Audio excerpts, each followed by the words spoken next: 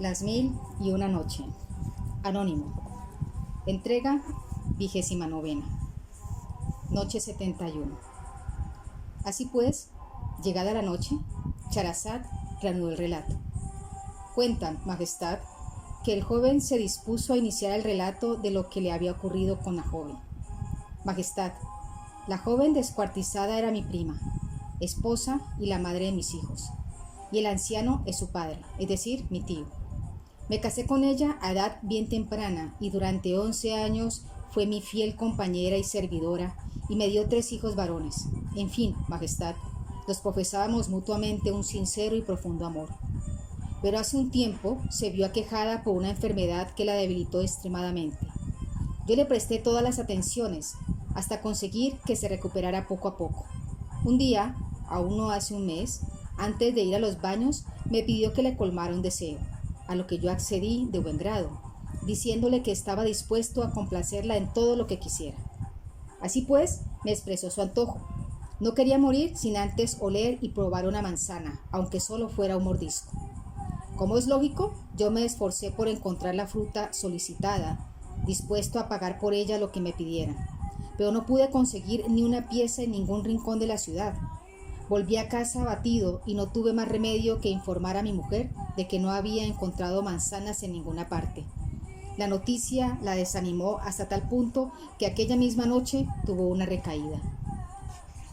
Sin embargo, a la mañana siguiente yo seguí con mi empeño de encontrar manzanas a toda costa y para ello recorrí todos los huertos, uno por uno, de los alrededores. Y fue un hortelano de edad avanzada quien me dio una solución. Solo se pueden encontrar manzanas en los huertos del sultán de Basora. Tiene un hortelano que las cuida como un tesoro, me dijo. Sin pensármelo 2 veces, pues la profunda estima que tenía por sobre mi mujer me daba coraje para volver y vencer cualquier obstáculo, me fui a casa para hacer los preparativos del viaje. Entre la ida y la vuelta estuve un mes entero viajando prácticamente noche y día sin descanso. Pero lo importante es que conseguí un objetivo. El hortelano del sultán me vendió 3 manzanas por 3 dinares de oro. Al llegar a casa, las entregué a mi esposa, pero entonces hizo caso omiso de ellas y las dejó a un lado. En realidad, no me preocupé, pues me di cuenta de que había empeorado y durante 10 días estuvo nuevamente alicaída. Pasados unos días, mientras yo me encontraba delante de mi almacén de tejidos, vi que por la alcería pasaba un esclavo negro, de aspecto desagradable pero muy alto y fornido, con una manzana, de las 3 que yo había conseguido para mi esposa, en la mano. «Oye», le dije, «¿de dónde has sacado esta manzana?» «De casa de mi amante. Precisamente de ahí vengo, de comer y beber con ella, que por cierto se encuentra bastante débil y me ha dicho que el bobalicón de su marido había viajado 2 semanas para traerle 3 manzanas, y esta es una». Al oír estas palabras, Majestad, se me cayó el mundo encima. Terriblemente encolerizado, cerré de inmediato el almacén y me dirigí a casa, donde en efecto solo quedaban 2 manzanas. Al preguntar a mi prima dónde estaba la tercera manzana y responderme que no tenía ni idea, tuve la convicción de que el relato del esclavo negro era cierto. Cogí rápidamente un cuchillo y, con extremo sigilo, me acerqué a ella por detrás para apuñalarla y después cortarle la cabeza. Para deshacerme del cadáver, la descuarticé, la envolví en un velo femenino, puse encima un pedazo de tapiz y la coloqué en una cesta, bien atada con hilo de lana roja. El baúl me sirvió para trasladarla sobre mi cabeza hasta el Tigris y en él la eché. Merezco ser condenado a la horca. Por esto os ruego, Majestad, que me hagáis pagar la culpa, pues si no lo hacéis, Alá excelso os pedirá cuentas de ello el día del juicio. Pero la historia no acaba aquí, Majestad.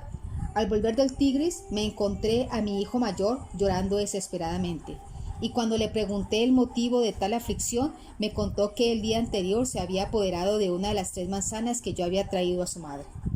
Con la manzana había salido a jugar en la calle, con sus hermanos, y un esclavo negro que por allí pasaba se la había quitado.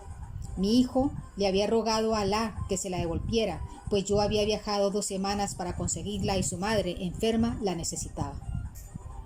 «Os aseguro, padre, que insistí una y otra vez», concluyó mi hijo mayor, pero el esclavo hizo oídos sordos a mis súplicas, me dio un bofetón y se fue con la manzana. Mis hermanos y yo, presas del miedo, nos escondimos en las afueras de la ciudad hasta el atardecer.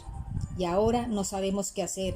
Tenemos miedo de que nuestra madre la encuentre en falta y se ponga todavía más enferma. Por favor, no se lo digas. El relato de mi hijo, Majestad, me estremeció de pies a cabeza, ya que tuve la certeza de que había dado muerte a mi pobre esposa injustamente. Y supe también que el esclavo negro, injuriando a mi esposa, me había mentido, pues la historia de mi viaje para conseguir las manzanas se la había contado mi hijo. Mi desesperación y también la de mis hijos fue indescriptible. Y cuando vino a casa este buen hombre, que es mi suegro, le conté lo ocurrido y estuvimos todos llorando la injusta muerte de mi esposa por culpa del esclavo negro durante 3 días. Y esta es, Majestad, mi triste historia. Por vuestros antepasados os ruego que me condenéis a la horca, ya que después de haber dado muerte a mi esposa no merezco vivir. La luz del alba sorprendió a Charazad y ella dejó de hablar. ¡Qué precioso relato!, exclamó su hermana Dinazar. Pues si la próxima noche aún sigo viva, os contaré el resto de la historia, que es aún mucho más extraordinario, afirmó Charazad.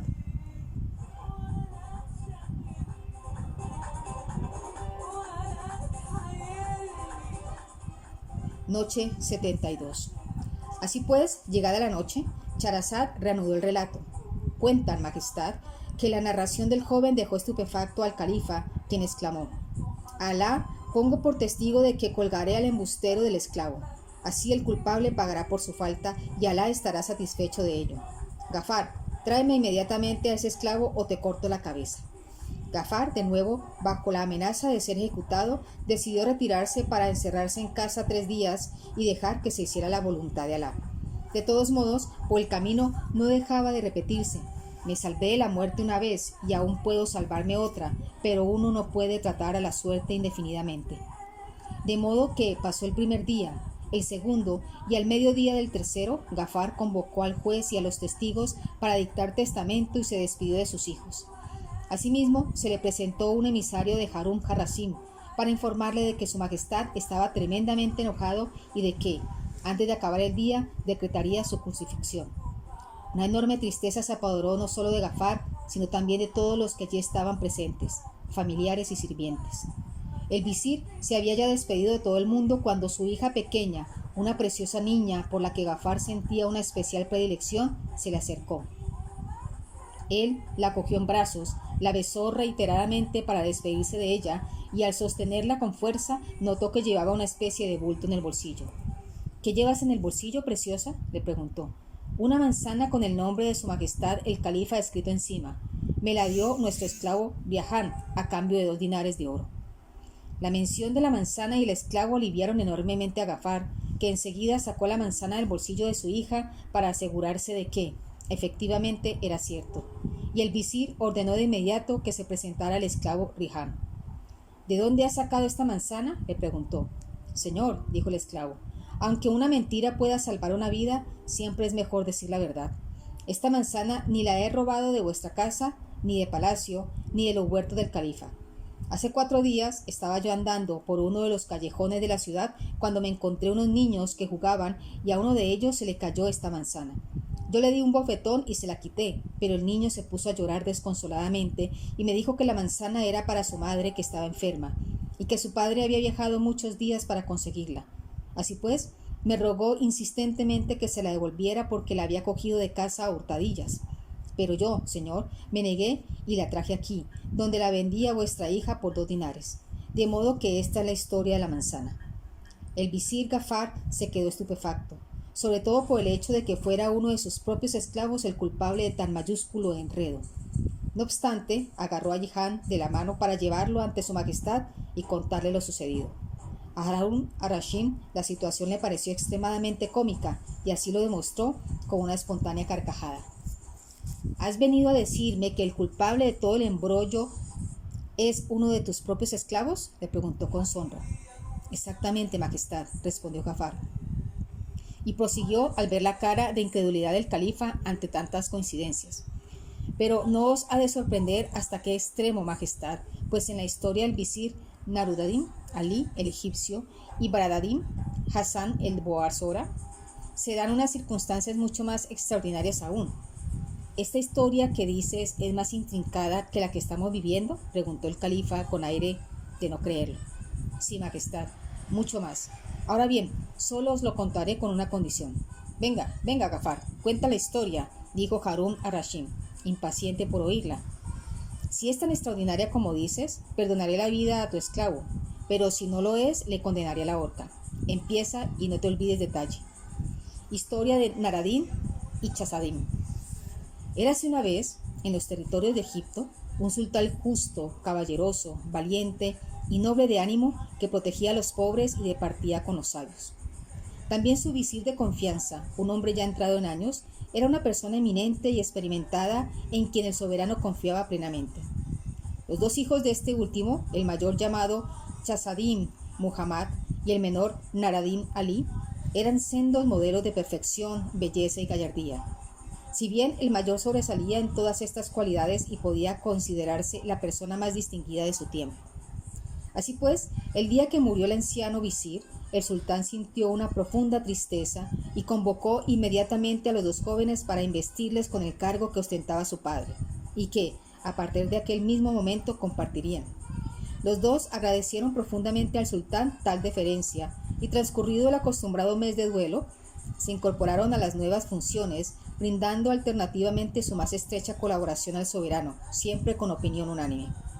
Puesto que compartían también los aposentos de palacio, una noche, precisamente la víspera de un largo viaje del sultán, que debía partir acompañado de Chazadín, los dos hermanos departían animadamente. La conversación le llevó a abordar el tema del matrimonio y el mayor expresó a su hermano el deseo de que se casaran, el mismo día, con dos jóvenes que fueran hermanas como ellos. Es una gran idea, asistió Nuradín, pero es mejor que esperemos a que tú regreses del viaje con el sultán. Entonces, a la mediante, buscaremos a dos jóvenes y celebraremos la ceremonia del compromiso oficial. Naradín, en caso de que celebráramos nuestros respectivos matrimonios el mismo día, dejaremos encinta a nuestras esposas el mismo día, ellas dieran a luz el mismo día y tu hijo fuera varón y el mío fuese una niña, ¿estarías dispuesto a que tu hijo se casara con mi hija? Por supuesto, Chazadín, y añadió, pero que la dote que le pedirás a mi hijo para que pudiera casarse con tu hija, ¿de qué monto será? Como mínimo le pediría una dote de 3.000 dinares, 3 huertos y 3 alquerías, además de la cantidad que en su momento se especificaría en el contrato. Pero qué abuso, protestó Naradín. Pretendes una dote desmesurada. No olvides que además de ser mi hermano, compartiremos el visirato, y precisamente por este motivo creo que no deberías pedir ninguna dote a mi hijo. Deberías consentir que tu hija se casara con él sin recibir nada a cambio. Además, un chico vale mucho más que una chica, pero ya veo que me dispensas el trato de aquel a quien se le pide un favor y responde, mañana, si Alá quiere, te ayudaré. Y luego recita, si el favor es aplazado hasta mañana, debes saber que es rotunda negativa. Ya basta, Nuradín, le interrumpió Chazadín. Menospreciando a mi hija y sobrevalorando a tu hijo, me has demostrado que no tienes entendederas. Y aunque compartamos las tareas del visirato, debes saber que te mantengo en él por compasión y solo para que me ayudes. De modo que, sinceramente, tu hijo no me interesa en absoluto. Ahora mismo no dejaría que mi hija se casara con él aunque me ofrecieras su peso en oro. Preferiría morir antes de veros casado. ¿O sea que rechazas a mi hijo como marido para tu hija?, preguntó Naradín. Sin duda, nunca consentiré tal matrimonio, puesto que tu hijo no le llega a la suela del zapato. Y si no tuviera que partir de viaje, te daría una buena lección, pero no te preocupes, cuando regreses sabrás quién soy yo. Aunque no lo demostró, Nuradín se sintió profundamente ofendido, y a causa del mutuo enojo, pasaron la noche uno en cada rincón de la habitación sin dirigirse palabra. Por la mañana, Chazadín tuvo que emprender viaje en compañía del sultán en dirección a las pirámides, mientras Nuradín, que se despertó aún encolerizado, se preparó la alforja y puso en ella una buena cantidad de piezas de oro. Al recobrar, como su hermano le había menospreciado y vituperiado, recitó: viajando encontrarás a otros, trabajando disfrutarás de la vida. No hay motivo para quedarse, en el exilio se gana el pan. Agua corriente no mata a la gente y agua detenida es mala bebida. Si el sol en el firmamento se detuviera, la humanidad de él se cansaría. Si la luna no recorriera su órbita, nosotros los ojos no veríamos. Y si el león no abandonara la madriguera, nunca nada cazaría. Si la flecha del arco no se diera, en el blanco no daría. Polvo de oro mezclado con polvo, polvo se queda. Aloe mezclado con leña, en leña se convierte. Pero si el oro se criba, su demanda crece. Y si el árabe selecciona el aloe, en oro se convierte. A continuación, ordenó a uno de sus sirvientes que pusiera las más lujosas guarniciones a su espléndida mula de color leonardo. Quiso además que dispusiera bajo la alforja una pequeña alfombra de seda y que recogiera el mejor sillín.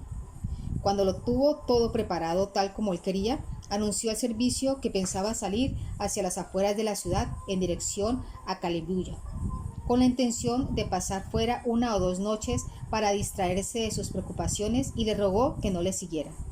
De modo que, con la alforja bien provista, salió de El Cairo y emprendió camino hacia la ciudad de Bilis, donde llegó al mediodía y aprovechó para tomarse un respiro, comer algo y procurarse nuevas provisiones tanto para él como para la acémila. Durante toda la tarde prosiguió camino por el desierto hasta que, al caer la noche, se encontró en las inmediaciones de la dirección distinta, en un lugar adecuado para pasar la noche. Decidió descabalgar junto a correros. Allí, aposentado, comió parte de las provisiones que llevaba y después estiró la alfombra en el suelo y se dispuso con alforja como cojín para descansar. Por Alá, que seguiré cabalgando aunque llegue hasta Bagdad, se dijo, aún enormemente enojado. Al amanecer reemprendió de nuevo el camino, esta vez en compañía de un mozo de correos a quien conoció casualmente, y ambos realizaron el viaje, parando cada vez que era necesario para repartir la correspondencia hasta la ciudad de Basora. Allí se separaron y Nur ad-Din se acercó solo hasta los alrededores de la entrada, donde por azar se encontraba el visir de Basora. Al hombre le sorprendió ver que un muchacho de aspecto tan distinguido y montando una mula tan elegantemente adornada quisiera entrar en la ciudad. Por eso se le acercó y le preguntó por el motivo de su viaje. «Señor, la causa no es otra que un disgusto que he tenido con mi familia y no pienso volver hasta haber recorrido el mundo. Estoy dispuesto a arriesgar en ello la vida». «No lo hagáis, hijo», le aconsejó el visir de Basora. «El mundo está lleno de maldad y eso es lo único que encontrarás».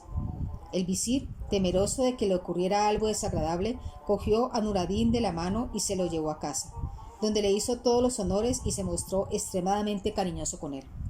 «Hijo», le comentó el visir, «como puedes ver, yo ya soy mayor y no he tenido descendencia masculina para sucederme. Pero tengo una preciosa hija, bella y apuesta como tú, que he negado reiteradamente a numerosos pretendientes de las mejores familias. Sin embargo, tu persona me parece idónea para ella. ¿Aceptarías convertirse en su esposo y formar parte de nuestra familia? Si así es, me dirijo inmediatamente al sultán para informarle de que, como hijo mío, me sustituirás en las funciones del visarato. Pasarás a controlar todos mis bienes y yo me retiraré, pues los años ya me pesan». «Si ese es vuestro deseo, señor, no tengo ningún inconveniente en ello», respondió Nur ad-Din al tiempo que hacía una profunda reverencia. La aceptación del joven alegró tanto al visir que ordenó inmediatamente que se prepararan las más selectas exquisiteces y que se sirvieran en la sala reservada para las grandes ocasiones. Mientras los sirvientes se ocupaban con afán de la tarea reencomendada, el visir convocaba a los grandes del reino y a todas las autoridades de Basora. Cuando los tuvo todos reunidos, se les dirigió con estas palabras: «Quiero que sepáis que yo tengo en Egipto un hermano visir que tuvo un hijo varón. Al llegar a la edad del matrimonio, mi hermano me lo ha enviado para que lo case con mi hija. Por eso quiero comunicaros que he decidido desposar y que, después de la boda, vivirán junto a nosotros». La aprobación de los presentes no solo fue unánime, sino que se deshicieron en elogios y deseos de larga vida y felicidad para los recién comprometidos. La luz del alba sorprendió a Scheherazade, que dejó de hablar. «¡Qué precioso relato!», exclamó la hermana de Nazar. «Pues si la próxima noche aún sigo viva, os contaré el resto de la historia, que es aún mucho más extraordinaria», afirmó Scheherazade. Y la noche 73 se acerca.